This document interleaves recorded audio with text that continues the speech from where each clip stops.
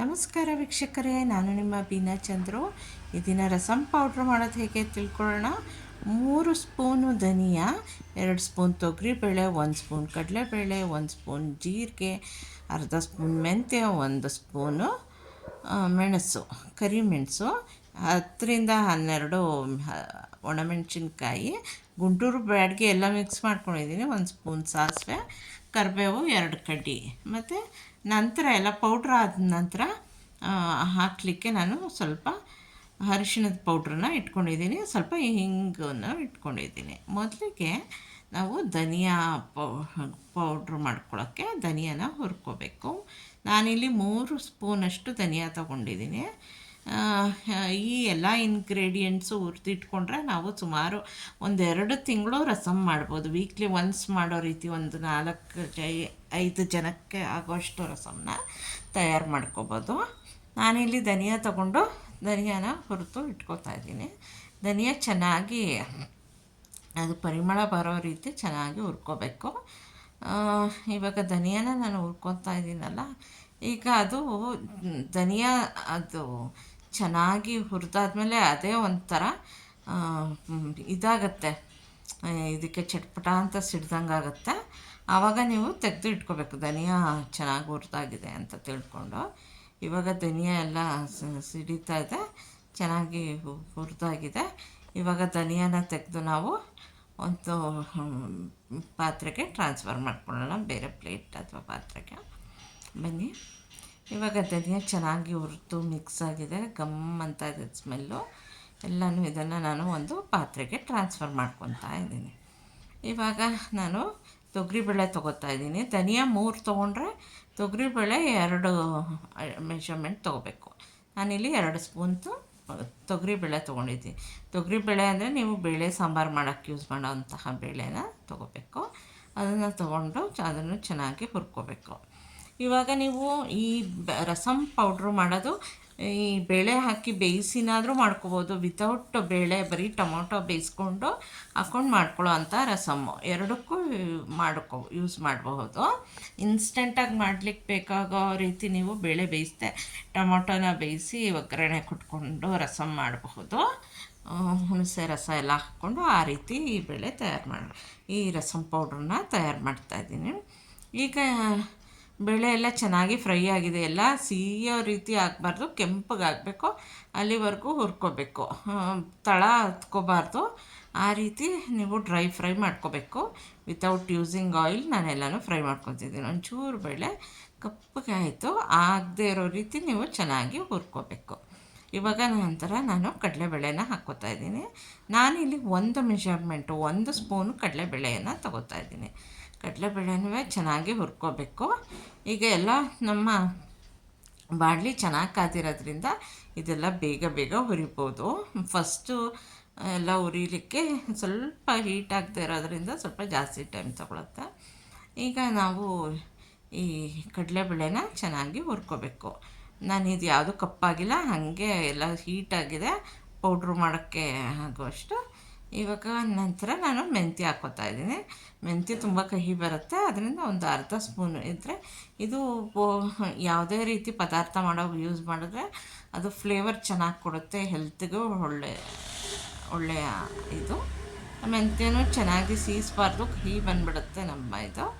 ಅದನ್ನು ಬಿಸಿ ಮಾಡಿ ಹಾಕ್ಕೊತಾ ಇದ್ದೀನಿ. ನಂತರ ನಾನು 1 ಸ್ಪೂನಷ್ಟು ಮೆಣಸನ್ನು ತೊಗೋತಾ ಇದ್ದೀನಿ. ಮೆಣಸನ್ನು ಹಾಕ್ಕೊಂಡು ಮೆಣಸನ್ನ ಚೆನ್ನಾಗಿ ಹುರಿಬೇಕು. ಮೆಣಸೇನು ಬೇಗ ಹೀಟಪ್ ಆಗುತ್ತೆ. ಇದನ್ನು ಘಮ್ ಅಂತ ಹುರ್ಕೊಂಡು, ಮೆಣಸು ಘಾಟು ಹುರಿಯುವಾಗ ನಮಗೊಂದು ಸ್ವಲ್ಪ ಘಾಟು ಎಫೆಕ್ಟ್ ಆಗುತ್ತೆ, ಕೆಂಬರುವಂಗಾಗುತ್ತೆ.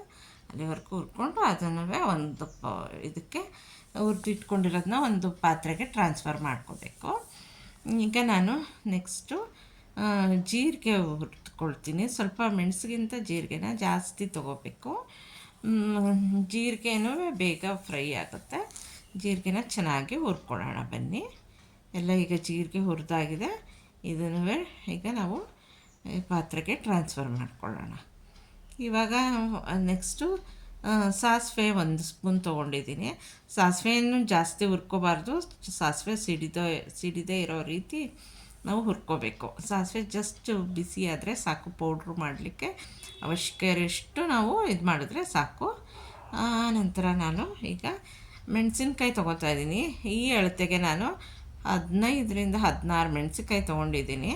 ಇದು ಗುಂಟೂರು ಬ್ಯಾಡಗಿ ಎರಡನ್ನೂ ಮಿಕ್ಸ್ ಮಾಡಿ ಹಾಕ್ಕೊಂಡಿದ್ದೀನಿ. ಈ ಮೆಣಸಿನ್ಕಾಯಿನ ನಾನು ಚೆನ್ನಾಗಿ ಹುರ್ಕೋಬೇಕು. ಮೆಣಸಿನ್ಕಾಯಿ ಹುರಿಯುವಾಗ ಸ್ವಲ್ಪ ಘಾಟ್ ಬರುತ್ತಲ್ವ, ಆದ್ದರಿಂದ ಅದನ್ನು ಅವಾಯ್ಡ್ ಮಾಡಲಿಕ್ಕೆ ನೀವು ಒಂದು ಸ್ವಲ್ಪ ಕಲ್ಲುಪ್ಪನ್ನ ಸೇರಿಸಿ ಹುರಿದ್ರೆ ಅಷ್ಟಾಗಿ ಘಾಟ್ ಬರಲ್ಲ. ನನಗಿದು ಹುರಿಯೋದು ಇದೆಲ್ಲ ಅಭ್ಯಾಸ ಇರೋದ್ರಿಂದ ಹಾಗೆ ಮಾಡ್ತಾಯಿದ್ದೀನಿ.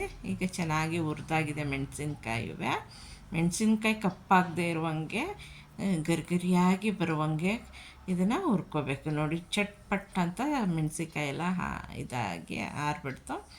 ಇಷ್ಟಾದರೆ ಸಾಕು. ಈಗ ನಾನು ಕರಿಬೇವನ್ನು ತೊಗೊಂಡಿದ್ದೀನಿ.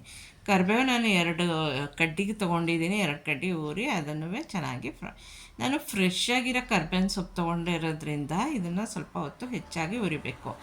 ಯಾಕೆ ಅಂದರೆ ಕರಿಬೇವು ಫ್ರೆಶ್ ಆಗಿರೋದ್ರಿಂದ ಅದರದ್ದು ಕ್ರಿಸ್ಪಿನೆಸ್ ಬರಬೇಕು ಅಂದರೆ ಸ್ವಲ್ಪ ಜಾಸ್ತಿ ಹೊತ್ತು ಹುರಿಬೇಕಾಗತ್ತೆ. ಆದ್ದರಿಂದ ನಾನು ಕರಿಬೇವಿನ ಸೊಪ್ಪನ್ನು ಹೆಚ್ಚಾಗಿ ಹುರಿತಾ ಇದ್ದೀನಿ. ಇವಾಗ ಈ ಎಲ್ಲ ಮಿಕ್ಸ್ಚರು ಹುರಿದಾಯಿತು. ನಾನು ಎಲ್ಲನೂ ಈಗ ಕರಿಬೇವಿನ ಸೊಪ್ಪು ಹಾಕಿರೋ ಬಾಣಲಿಗೆ ಹಾಕಿ ಇನ್ನೊಮ್ಮೆ ಫ್ರೈ ಮಾಡಿಕೊಂಡು ಇದನ್ನು ಸ್ವಲ್ಪ ಹೊತ್ತು ಆರ್ಲಿಕ್ಕೆ ಬಿಡಬೇಕು. ಎಲ್ಲ ಗರಿಗರಿಯಾಗಿ ಆಗಿದೆ. ಇದರದ್ದು ಪರಿಮಳ ಚೆನ್ನಾಗಿ ಬರ್ತಾ ಇದೆ. ಇದನ್ನ ಪೌಡ್ರು ಮಾಡಿದ್ರೆ ಇನ್ನೂ ಒಳ್ಳೆ ಪರಿಮಳ ಸಿಗುತ್ತೆ. ಓಕೆ, ಇವಾಗ ನಾವೆಲ್ಲ ಹುರಿದಾಗಿದೆ. ಈಗ ನಾನು ನಾನು ಸ್ಟವ್ನ ಆಫ್ ಮಾಡ್ಕೊತಾ ಇದ್ದೀನಿ. ಈಗ ಸ್ಟವ್ ಆಫ್ ಮಾಡ್ಕೊಂಡಿದ್ದೀನಿ. ಇದು ತಣ್ಣಗಾಗ್ಲಿಕ್ಕೆ ಬಿಟ್ಟಿದ್ದೀನಿ. ಇವಾಗ ಎಲ್ಲನೂ ನಾವು ಇನ್ನೊಂದು ಇದಕ್ಕೆ ಟ್ರಾನ್ಸ್ಫರ್ ಮಾಡ್ಕೊತೀನಿ. ಇವಾಗ ಇದನ್ನು ಡೈರೆಕ್ಟು ಇವಾಗ ತಣ್ಣಗಾಗ್ಲಿಕ್ಕೆ ಬಿಟ್ಟಿದ್ದೆ. ಇನ್ನೊಂದು ಪಾತ್ರೆಗೆ ಹಾಕಿ ಇದನ್ನು ನಾವು ಮಿಕ್ಸಿ ಜಾರಿಗೆ ಹಾಕ್ಕೊಂಡು ಇದನ್ನ ಚೆನ್ನಾಗಿ ಫೈನ್ ಪೌಡ್ರ್ ಮಾಡಿ ಇಟ್ಕೋಬೋದು. ಈಗ ಫೈನ್ ಪೌಡ್ರು ಆಗಲಿಕ್ಕೆ ನಾನು ಮಿಕ್ಸಿ ಜಾರ್ಗೆ ಹಾಕ್ಕೊತಾ ಇದ್ದೀನಿ. ಇದನ್ನು ನಾನು ಈಗ ಗ್ರೈಂಡ್ ಮಾಡ್ಕೊತೀನಿ. ಚೆನ್ನಾಗಿ ಪೌಡ್ರ್ ಮಾಡ್ಕೋಬೇಕು. ನಾವು ಮಿಕ್ಸಿ ಜಾರ್ಗೆ ಯಾವುದೇ ರೀತಿ ನೀರಿನ ಅಂಶ ಇಲ್ಲದೆ ಇರೋಂಗೆ ಡ್ರೈಯಾಗಿ ಒರೆಸ್ಕೊಂಡು ಅದಕ್ಕೆ ಹಾಕಿದ್ದೀನಿ. ಇವಾಗ ನಾನು ಪೌಡ್ರ್ ಮಾಡಿಕೊಂಡೆ ಮಿಕ್ಸಿನಲ್ಲಿ. ಚೆನ್ನಾಗಿ ಪೌಡ್ರಾಗಿದೆ ನೋಡಿ. ಇದೊಂದು ಪಾತ್ರೆಗೆ ಹಾಕಿ 1-2 ನಿಮಿಷ ಬಿಟ್ಟು, ಅದು ಬಿಸಿಯಾಗಿ ಹೋಗಿದೆ ಅಲ್ವ, ಅದನ್ನು ಎಲ್ಲ 1-2 ನಿಮಿಷ ಬಿಟ್ಟು ಆಮೇಲೆ ಒಂದು ಡ್ರೈ ಡಬ್ಬದೊಳಗೆ ಹಾಕಿ ನೀವು ಕಂಟೈನರ್ ಒಳಗೆ ಹಾಕಿ ಇಟ್ಕೋಬಹುದು. ಮಿಕ್ಸಿ ಜಾರಲ್ಲಿ ಇನ್ನೂ ಉಳ್ಕೊಂಡಿರೋ ಅಂತಹ ಪೌಡ್ರನ್ನೆಲ್ಲ ನೀಟಾಗಿ ತೆಗೆದು ನಾವು ಒಂದು ಕಡೆ ಹಾಕಿ ಇಟ್ಕೋಬೋದು. ಹೀಗೆ ಈ ರಸಮ್ ಪೌಡ್ರು ಇವಾಗ ರೆಡಿಯಾಗಿದೆ. ಈ ರಸಮ್ ಪೌಡ್ರಿಗೆ ನೀವು ಹುಣಸೆ ಹಣ್ಣು, ಟೊಮ್ಯಾಟೊ ಎಲ್ಲ ಸೇರಿಸಿ ಒಗ್ಗರಣೆ ಕೊಟ್ಬಿಟ್ಟು ಈ ಪೌಡ್ರನ್ನ 1.5-2 ಸ್ಪೂನಷ್ಟು ಹಾಕಿದ್ರೆ ನಿಮಗೆ ಇದು 1-2 ತಿಂಗಳು ಉಪಯೋಗಿಸ್ಕೋಬಹುದು. ಇದಕ್ಕೆ ನಾನೀಗ ಅರಿಶಿನ ಹಾಕಿದ್ದೀನಿ, ಸ್ವಲ್ಪ ಹಿಂಗನ್ನ ಹಾಕ್ಕೊತಾ ಇದ್ದೀನಿ. ಎರಡನ್ನೂ ಹಾಕಿ ಮಿಕ್ಸ್ ಮಾಡ್ಕೋಬೋದು. ಇದನ್ನು ಸ್ವಲ್ಪ ಹುರಿಲಿಕ್ಕೆ ಹಾಕ್ಕೋಬಹುದು. ಅರಿಶಿಣದ ಕೊಂಬು ತೊಗೊಂಬಂದು ಹುರಿದು ಪೌಡ್ರ್ ಮಾಡ್ಕೋಬೋದು. ಹಿಂಗನ್ನೂ ಸ್ವಲ್ಪ ಬೆಚ್ಚಗೆ ಮಾಡಿ ಹಾಕಬಹುದು. ನಾನು ಹಂಗೆ ಹಾಕಿದ್ದೀನಿ. ನನಗೆ ಒಂದು 5-6 ದಿನ ಬರೋ ಅಷ್ಟು ಪೌಡ್ರಾಗಿದೆ. ಒಂದು 5 ಜನಕ್ಕೆ 6 ದಿನ ಅಂತೂ ಮಾಡೋ ಅಂತಹ ರಸಮ್ ಇದು. ವೀಕ್ಷಕರೇ, ಈ ರೆಸಿಪಿ ನಿಮ್ಗೆ ಇಷ್ಟ ಆದರೆ ನಿಮ್ಮ ಮನೆಯಲ್ಲೂ ಟ್ರೈ ಮಾಡಿ ಹೇಗಿದೆ ಅಂತ ತಿಳಿಸ್ಕೊಡಿ. Thank you for watching. ಮತ್ತು ಈ ಪೌಡ್ರ್ ಯೂಸ್ ಮಾಡ್ಕೊಂಡು ರಸಮ್ ಹೇಗೆ ಮಾಡೋದು ಅಂತ ನನ್ನ ಮುಂದಿನ ಎಪಿಸೋಡ್ನಲ್ಲಿ ಹಾಕ್ತೀನಿ. ದಯವಿಟ್ಟು ವೀಕ್ಷಿಸಿ. Thank you for watching.